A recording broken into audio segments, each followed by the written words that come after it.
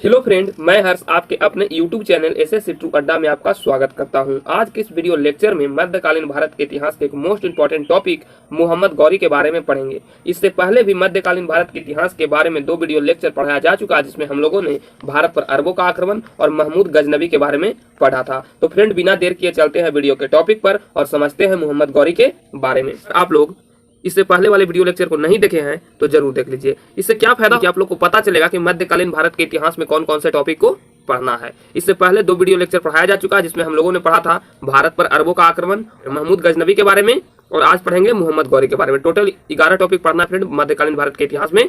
तो बिना देर के चलते हैं अपने वीडियो के टॉपिक पर और पढ़ते हैं मुहम्मद गौरी के बारे में। अगर आप लोग इससे पहले वाले वीडियो लेक्चर को नहीं देखे हैं तो जरूर देख लीजिए। पहला प्रश्न फ्रेंड, मुहम्मद गौरी कौन था? तो मुहम्मद गौरी गौर का शासक था। मुहम्मद गौरी कौन था? तो गौर का शासक था। गौर राज कहाँ था? गौर राज गजनी और हेरात के मध्य एक छोटा सा राज्य था। अगला प्रश्न है, मुहम्मद गौरी का पूरा नाम क्या था? तो मुहम्मद गौरी का पूरा नाम शहाबुद्दीन उर्फ मुजाउद्दीन मुहम्मद गौरी था। अगला प्रश्न है, मुहम्मद गौरी ने भारत पर प्रथम आक्रमण कब और कहाँ किया था? तो प्रथम आक्रमण 1175 ईस्वी में मुल्तान पर आक्रमण किया था। 1175 ईस्वी में मुल्तान पर आक्रमण किया था मुहम्मद गौरी ने अपना प्रथम आक्रमण। अगला प्रश्न है, मुहम्मद गौरी ने भारत पर दूसरा आक्रमण कब और किसके विरुद्ध किया था? तो 1178 ईस्वी में गुजरात पर। उस समय गुजरात में चालुक्य वंश के सोलंकी का शासन था।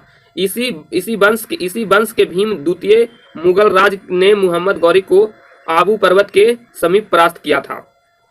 अगला प्रश्न है, भारत में तुर्क राज की स्थापना किसने की थी?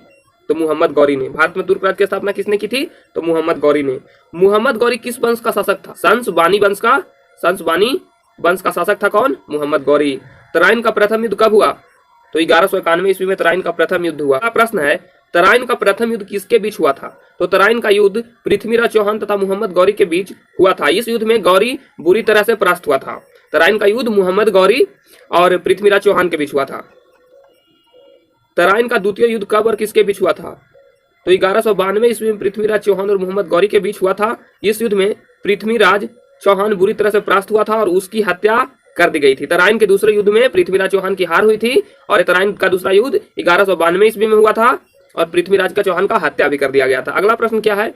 अगला प्रश्न है, प्रसिद्ध चंदावर का युद्ध कब और किसके बीच हुआ था? 1194 ईस्वी में चंदावर का युद्ध हुआ था मुहम्मद गौरी एवं राजपूत नरेश जयचंद के बीच। इस युद्ध में जयचंद की पराजय हुई तथा उसकी हत्या कर दी गई। अगला प्रश्न है, पृथ्वीराज चौहान के विरुद्ध लड़ने के लिए किस राजपूत शासक ने मुहम्मद गौरी को आमंत्रित किया था? तो वह शासक जयचंद था। अगला प्रश्न है, मुहम्मद गौरी ने विजयित भारतीय प्रदेशों की जिम्मेदारी किसे सौंप गजनी वापस चला गया? तो वो था फ्रेंड कुतुबुद्दीन ऐबक को। अपना विजयित प्रदेश जिसको जीता था मुहम्मद गौरी, अपने विजयित भारतीय प्रदेशों को जिम्मेदारी किसे सौंप के गया था? तो कुतुबुद्दीन ऐबक को सौंप के गया था। अगला प्रश्न है, मुहम्मद गौरी का भारत पर अंतिम आक्रमण कब और किसके विरुद्ध हुआ था? तो वो 1205 ईस्वी में खोखरों को पराजित किया।